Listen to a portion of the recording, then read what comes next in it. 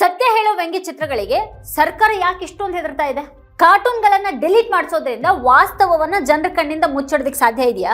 ಬಿಜೆಪಿಗೆ ಬೀಫ್ ಕಂಪನಿಗಳಿಂದ ದೇಣಿಗೆ ಯಾಕೆ ಬೇಕು?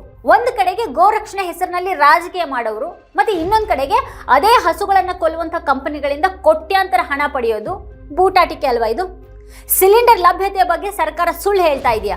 ಗ್ಯಾಸ್ ಸಿಲಿಂಡರ್ ಪಡೆಯೋದಕ್ಕೆ ಜನರು ಕ್ಯೂನಲ್ಲಿ ನಿಂತ್ಕೊಂಡಿದ್ದಾರೆ. ಇಂಟರ್ನೆಟ್ ನಲ್ಲಿ ಯಾವುದೇ ಕೊರತೆ ಇಲ್ಲ ಅಂತ ಸುಳ್ಳು ಪ್ರಚಾರ ಮಾಡ್ತಾ ಇರೋದು ಜನರನ್ನ ಮೂರ್ಖರನ್ನಾಗಿಸುವಂತ ತಂತ್ರನ ಇದು? ಟ್ರಂಪ್ ಅವಮಾನ ಮಾಡಿದಾಗ ನಮ್ಮ ಪ್ರಧಾನಿ ಯಾಕೆ ಮೌನವಾಗಿದ್ದಾರೆ?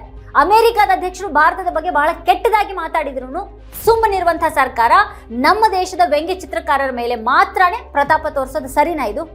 ಪ್ರಶ್ನೆ ಕೇಳುವಂತಹ ಪತ್ರಕರ್ತರು ಇವತ್ತಿನ ಕಾಲದಲ್ಲಿ ಅಪರಾಧಿಗಳ? ಕೇವಲ ಹೊಗಳುವವರಿಗೆ ಮಾತ್ರನೇ ಮರ್ಯಾದೆ ಕೊಟ್ಟು ತಪ್ಪುಗಳನ್ನ ಎತ್ತಿ ತೋರಿಸೋರನ್ನ ಶಿಕ್ಷೆ ಮಾಡೋದು ಪ್ರಜಾಪ್ರಭುತ್ವಕ್ಕೆ ಮಾರಕ ಅಲ್ವಾ? ಈ ಬಗ್ಗೆ ಒಂದು ವಿವರವಾದ ವಿಶ್ಲೇಷಣೆಯನ್ನು ವೀಕ್ಷಿಸೋದಕ್ಕೆ ಕೆಳಗಿನ ಲಿಂಕ್ ಅನ್ನ ಕ್ಲಿಕ್ ಮಾಡಿ. ನೀವಿನ್ನು ವಾರ್ತಾ ಭಾರತಿ ಚಾನೆಲ್ ಅನ್ನ ಸಬ್ಸ್ಕ್ರೈಬ್ ಮಾಡಿಲ್ಲ ಅನ್ನೋದಾದ್ರೆ ಈ ಕೂಡಲೇ ಸಬ್ಸ್ಕ್ರೈಬ್ ಮಾಡಿ. ಹಾಗೆ ಪಕ್ಕದಲ್ಲೇ ಇರುವಂತಹ ಬೆಲ್ ಐಕಾನ್ ಅನ್ನು ಪ್ರೆಸ್ ಮಾಡಿಬಿಡಿ. ಮತ್ತೆ ನಮ್ಮ ಎಲ್ಲ ವಿಡಿಯೋಗಳನ್ನ ಮಿಸ್ ಮಾಡದೆ ಕೊನೆವರೆಗೂ ನೋಡಿ. ಅದರ ಕುರಿತಾಗಿ ನಿಮಗೆ ಏನು ಅಭಿಪ್ರಾಯಗಳಿದೆ ಅದನ್ನ ವಿಡಿಯೋ ಕೆಳಗಡೆ ಕಮೆಂಟ್ ಮಾಡಿ.